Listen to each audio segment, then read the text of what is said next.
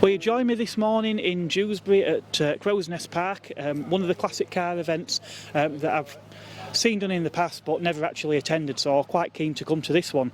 As always, I'm on the lookout for some interesting cars that I might not have featured before, and one such car is this first gen CRX behind me, owned by Richard here. Now Richard, you've had this car for quite a long time, haven't you? 21 years. I swapped it for another one identical with my sister 21 years ago. Yeah. And I've started restoring it about 7 years ago. Yeah. On and off on a weekend and that, and finally got it on road this year. Yeah. April time this year I got it on road. Now you've shown me some pictures obviously of that process, and you really did go sort of back to metal, didn't you, with this really nut and bolt? It was a bare shell by the time I'd done. So bare shell, cut all rust out, welded it all up, and then started painting it all basically. Yeah. Now obviously a 30-odd-year-old Honda, again, parts aren't necessarily easily available, are there, for these? No, they're very rare, very rare. Apart from brake pads and usual stuff, because they were same as Rover's brake pads and running gear on them, same as a Rover, so they are still available for parts like that, serviceable items, but anything else virtually impossible. Yeah. Like these CRX groups. Yeah. And there is people on there with parts, but most of them are in States. Yeah. So one of the things that will be a challenge are things like body panels, like these front wings. Now, I didn't realise, obviously, Citroën with the BX, Pontiac with the Fiero, sort of pioneered plastic body panels in the 80s, but I didn't realise that the CRX had plastic front wings as well. Now, 30-odd-year-old plastic is prone to fatigue, isn't it? Yes, it does get brittle. When I was cleaning them before I painted them, one of them just broke into a few pieces, so I've ended up having to fiberglass it all from behind, and just to make it a bit stronger, and it seems to be holding up. Yeah. Up to now, so. No, you've done a fantastic job on it. I mean, it really does look really smart, and obviously it is mostly OEM, other than a few minor modifications, isn't it? Yeah. Only thing that's not is rear spoiler, which there were a foam one, prone for soaking up water and rotting boot lid, so I've got one off another car and made it fit. And exhaust. That's about it really. That's non-standard. Everything else is the original, what came with car. Yeah. Another thing that's nice to see is again, a lot of Japanese cars, people do like to fiddle with them under the bonnet. This is again, it sort of predates VTEC. There's no big turbos or anything like that. What we've got is a good old-fashioned, well-engineered, normally aspirated engine, haven't we, under here? Yeah, 1616 valve. I think from factory they claim 135 brake, which I do believe it is. It might be a little bit more because I've just polished ports a little bit on head and put an air filter in it, and that's about it really. And it's a twin cam unit as well, isn't it?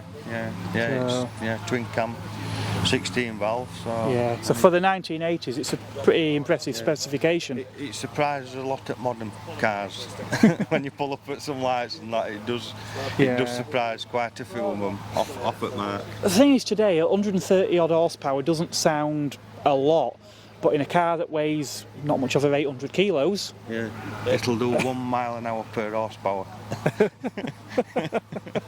Yeah, it's one way of looking at it, I suppose. And it does. I know you mentioned as well, even though these are a very free revving engine, I know you mentioned it will rev to about 8,000 RPM, but unlike the VTECs, it doesn't take an age to come on song. It's got quite a bit of torque, hasn't it?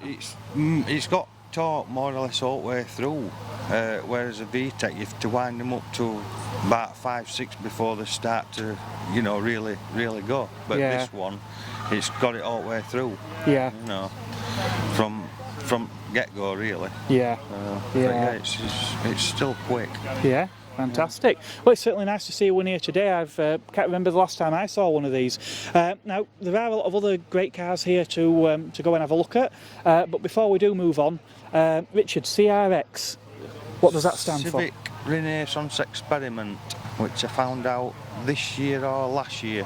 I've had it 21 years, but I've only just recently found out what it. Reading through, you know, old books and things to do with them. Yeah. And I just discovered it.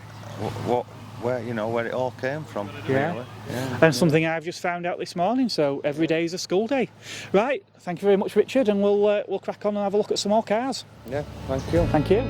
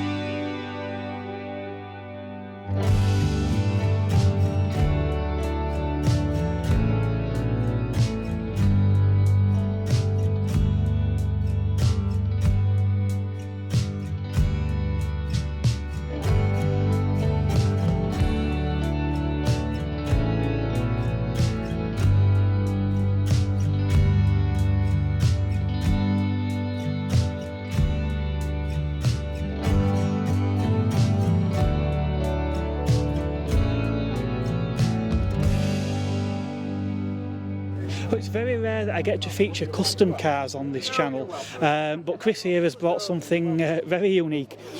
Chris, tell us a bit about what we've got here.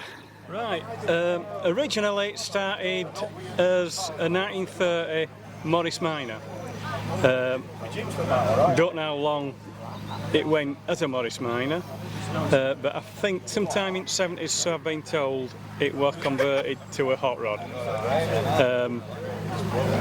It was built with a Rover 3.5 litre V8. It's got a Rover P6 gearbox, automatic box, and a Jaguar back end, obviously common for kit car builders. And that's basically it. I bought it last year actually, after seeing an event at Bridlington, Race the Waves. We really liked the event, and it was my wife that turned around and said, I'd like to be part of that. And you take it with a pinch of salt, you know, it would be nice to be racing down the beach. And we just dismissed it. Then I got back and I started looking at the internet and found this. It wanted a lot of work, a lot more work than what the previous owner let on. Ended up with total rewire, changed the engine, put a new front end on, new shocks, and it took nearly 8 months to sort out. And I would get it towards event Race the Waves, which were in April this year. I was getting a bit worried, but we got there, and it was just a fantastic weekend. 4 days of vintage hot rod racing and vintage bikes, all on Bridlington Beach. Who'd have thought it, you know, Bridlington Beach. Yeah. Fantastic. Vintage racing. Yeah, so it opens up a whole new world, doesn't it? A whole new social scene with a car like this. Definitely. It grabs a lot of attention. Wherever you go, people smile, the wave. You know, it just puts a big grin on your face. Yeah.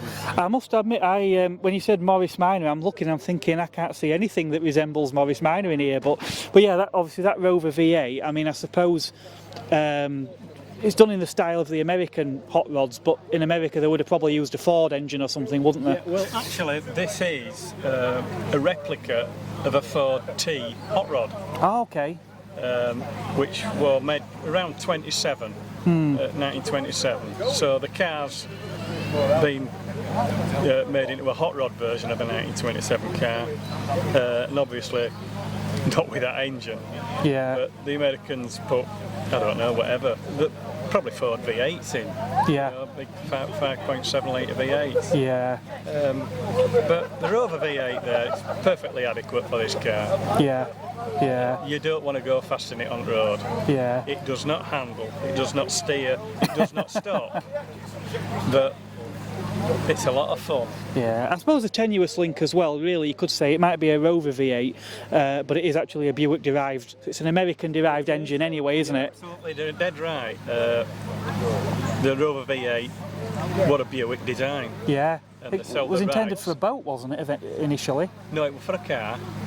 I believe it was for a car. I've seen pictures of a car on the internet that the Buick engine was for.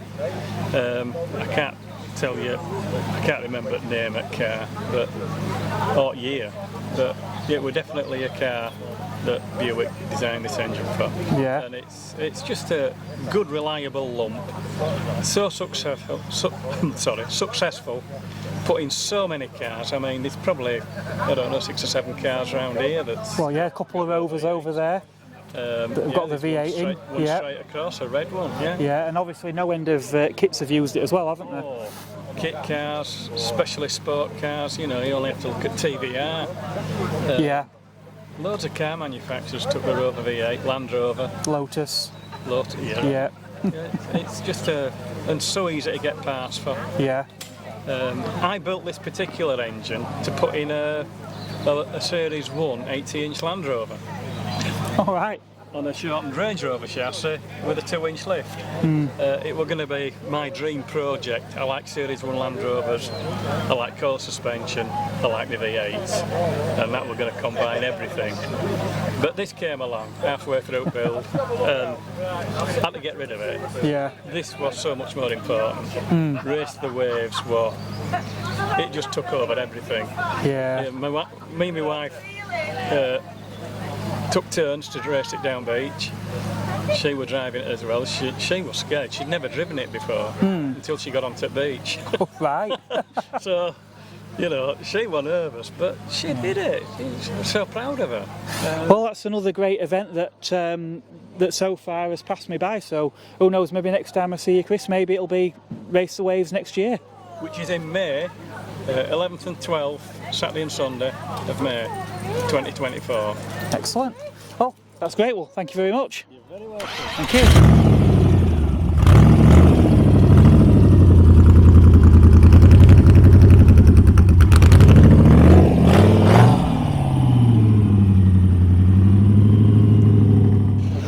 Couple of nice Rovers here on display. Again, Rover P5, a car I've always liked. This is the not the V8 actually. This is the P5 3 litre. We've actually got the bill of sale here as well, the invoice, which is really interesting to see. Obviously to my right, Rover P6, again another car that I've liked for many years. This particular one stands out to me because it's a V8S. So obviously we've got these scoops here on the bonnet as well, but the important thing with the S is it actually has a manual gearbox. From factory it would have been a 4-speed manual. I'm told by the owner this has actually got a 5-speed manual from an SD1 as well, so will make the car just a little bit more competent as a cruiser. And again, I know I've spouted on about these time and time again, but Rover were really engineering led, and these were quite an advanced car for the day. Did Eon suspension in there, an engine bay that was actually designed to take not the V8 but a gas turbine of all things.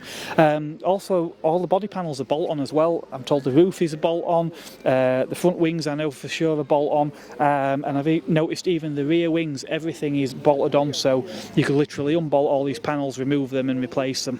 Of course, there's plenty more to see. Daimler SP250, often known as the Dart, but apparently they couldn't actually call it the Daimler Dart because another car had that name and there was a whole lawsuit, and yeah, so Daimler SP250. Buick Roadmaster Riviera. I've not seen one of these before, so yeah, definitely got some variety here. Look at that, I love the detail of that. I imagine that's all this sort of aero-inspired design that was such a big thing in America back in that period. So it's predominantly classic cars here. You do occasionally see something a little bit different at these shows. This VW Lupo behind me, obviously quite a modern car. But certainly doesn't look like any Lupo I've ever seen before. Reason I've stopped by this one today is maybe 12 months ago, maybe longer.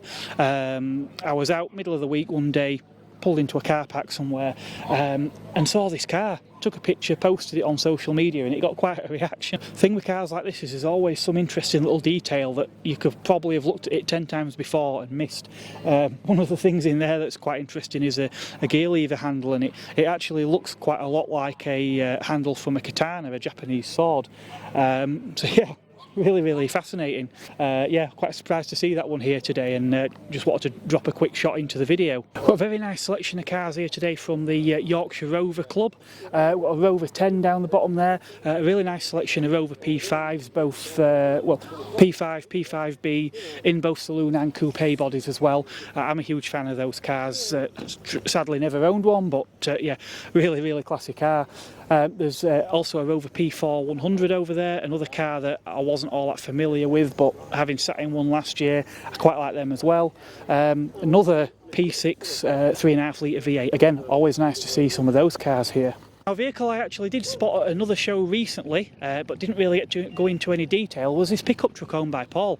Paul, tell us a little bit about what you've got here. It's a 1954 F100. Right. Built in San Diego. Okay. But it is a hot rod. Right. So based on a Mustang, 1996 Mustang. All right. So it's got the Mustang front clip in it, Mustang axle, and everything in between. Yeah. So it's a 5 litre injection. Blimey. 4-speed automatic. Yeah. There's no wonder it goes then. It does go well. It does, yeah. When I get a chance to drive it.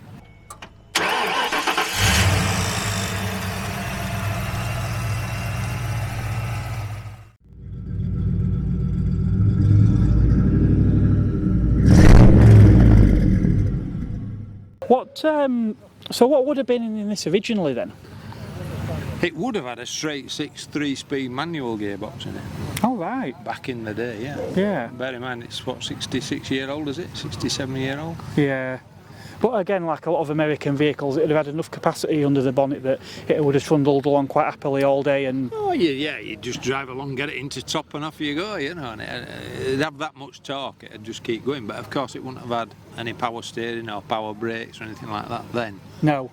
You know. So it'd have gone all right, but stopping it might have been a bit more of an issue. Yeah, you got a load of hay in the back or something like that, or a pig to go to market or something. Yeah. And that's the thing, isn't it, with vehicles like this? Because there were an average commercial vehicle, whereas obviously now when you see these things, they often are sort of very, you know, show and shine. But like I say, I mean, you look at the Ford F150s. I mean, it's one of the most popular. It was the best-selling truck, weren't it, in America for year after year. The Ford F150 is the most production of any other truck in the world. Yeah. I don't know how many. I'm not that sad that I know how many. But certainly a lot of 150s. Yeah, strange. Obviously, here in the UK, pickups just don't seem to make sense to most people. I think maybe if you, like I say, if you have got the right kind of work for it, then they make a bit of sense. But for most of us, pickups just don't really work in UK. But obviously in America, it's one of the most popular types of vehicle on the road, isn't it? It is. I don't know why that is. But all-round vehicles, aren't they? You know, you can use it for work. You can carry stuff in it. Yeah. You can sit in the back. You know, put a bale of hay in the back of there and put the tailgate down, and you sit and watch a band or something on a lovely summer's I must afternoon. admit, it'd be dead right for me doing my allotment with one of these. I'd be able to get all sorts in the back of there, wouldn't I? A few pallets, yeah. A few pallets of stuff. Topsoil, yeah, definitely. But no, there's a certain charm about these older pickups, isn't there? I don't know what it is, but they've got character, haven't they? People love them, don't they? Yeah. What can you say? Yeah. So what was it that brought you to this in the first place? What attracted you to one of these? I have a friend who lives in San Diego. Right. And he does sell classic cars. He restores and sells classic cars. Yeah. I was just talking to him one day and he said he bought this truck as a shop truck. He sent me some pictures of it, and one thing led to another, and I ended up buying it off him, and he imported it over. Well, he exported it from California, and I imported it into the UK about 5 years ago. Right. Okay. And just like the look of it, really. Yeah. And he said it was such a good truck. He'd been using it as his shop truck to go and pick up parts, engine parts, panels, gearboxes, whatever else, and they said it was a great little truck. So yeah, also when you see these TV shows in America where they customise a lot of this sort of thing, and they'll say, oh, we've got this particular vehicle to work on, and they'll say, oh, but we're going to make a custom front end, and they'll start changing things, and they'll go to a sort of not even really a breaker's yard, it's just usually somebody's backyard that's full of old, and it's amazing. There's how many of the vehicles of this age and type you still see sat in people's yards, and they seem to find every conceivable part, and then when they want to put new components on there, there seems to be so many modern parts available, interchangeable parts. Yeah, I think it's right. Yeah. If you want an all-new performance suspension system, if you want a crated engine, and people do, they just seem to. Everything's available. Everything's available. So, all the parts for this are still available. Yeah, I wish I could say the same for 90s French cars. Probably can't. Yeah. Can't get anything. No. But, no. Well, that's smashing. Well, thanks very much, Paul. It's been great having a look at this one. It's certainly something a little bit different. Yeah. Thanks. That's great. Thank you. Thank you.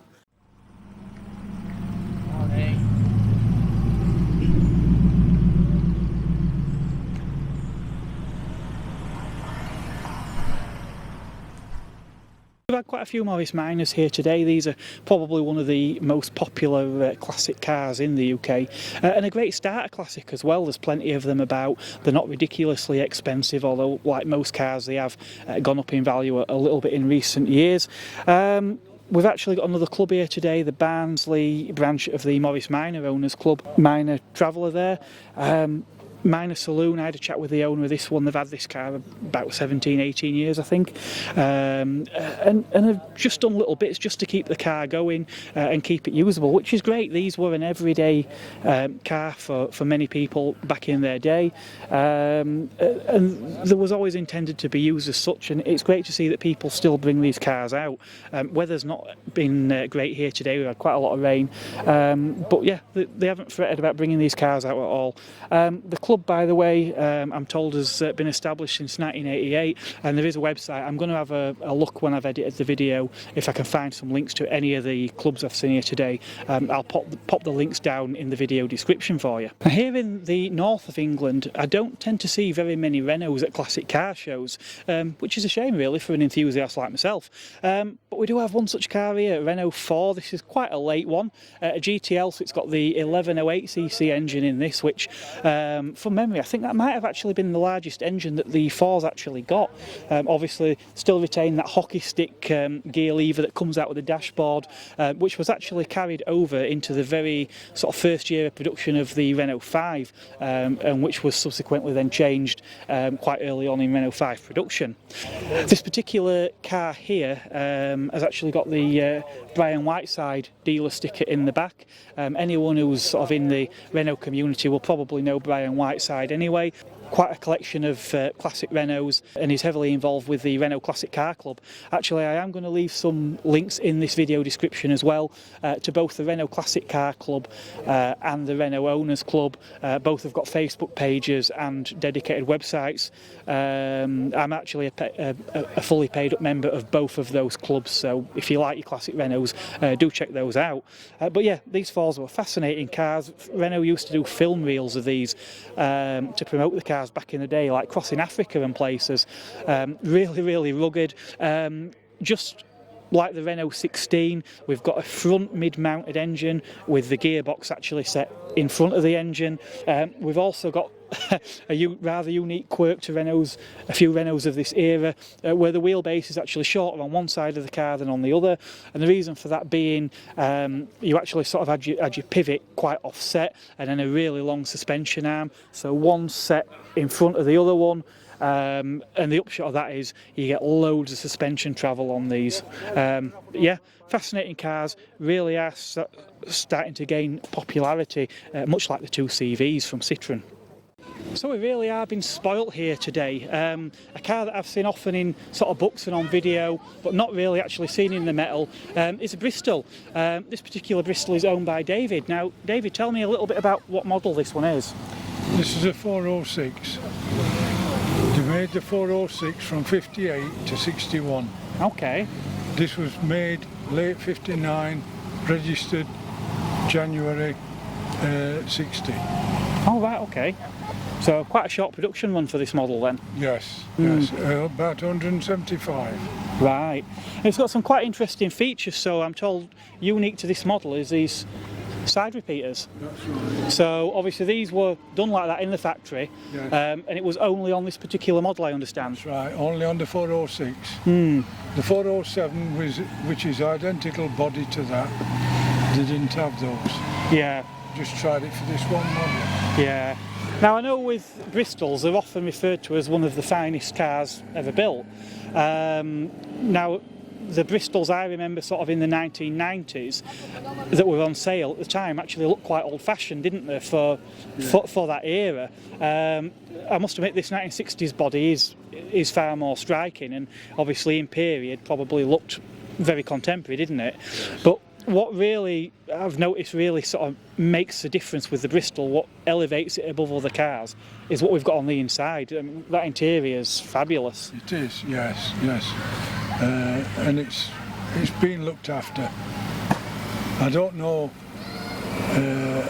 if there's been work done in the past. I certainly haven't. Only cleaning and polishing. That's Right. all. And I understand you've had the car for quite a long time. Coming up 14 years, yes. Right, okay. So, and does the car get a lot of use, or is it just sort of shows like this? Shows, and during the summer, if weather permitting, we go out in the country. Because they're no good stood still. No, definitely They not. need to move. Yeah, and it certainly seems to be a car that's made an impression, because obviously I was having a chat with your family who were here today off camera. They seem to know quite a lot about this car, and it's not, people who are not interested in cars don't know that much. Yes, yes. Oh yes, they're very interested. And any time the car goes out, usually there's three of us. Yeah. My partner and a sister. Right. So it's a firm family favourite then. oh, it is. It is. Brings a lot of pleasure. Yeah, and I imagine there's probably not really anything else that could replace it. It really is in a class of its own, isn't it? It is. It wasn't the model I wanted actually. Oh, right. I wanted a 403, but we went down to the Sons just outside London, and I said there's a Bristol advertised in London. Can we go and have a look? So we went just out of curiosity, and when I saw it and I went round it, I said, never mind the 403, that's what I want. Yeah. And what is it about Bristols that attracted you in the first place? Just the style, the look of them, they're just great in my mind. Yeah, excellent. Well, that's great. Thank you very much, David. It's been an absolute pleasure having a look at this one. Right, obviously time is getting on a bit. A few cars are leaving. In fact, I'm surprised that so many have stayed considering the rain we've had here today. Car show season is starting to come to an end up here now for the winter, certainly the classics at least. I may well try and get back to the Motorist or the NY500. I've not filmed from either of those venues for quite a while, so I dare say I'll try and get to some of those. I'm also going to try and take the opportunity to get caught up on some of the car reviews, vehicles that I've had offered to review. I have actually filmed one already, and I've got a few more hopefully in the pipeline, so expect to see a few of those coming along soon. I'd also like to thank those of you who have subscribed to the channel recently, up to over 900 subscribers now, so who knows, we may actually make 1,000 subscribers by the end of this year, which should be really nice. If you've enjoyed the video, give us a thumbs up.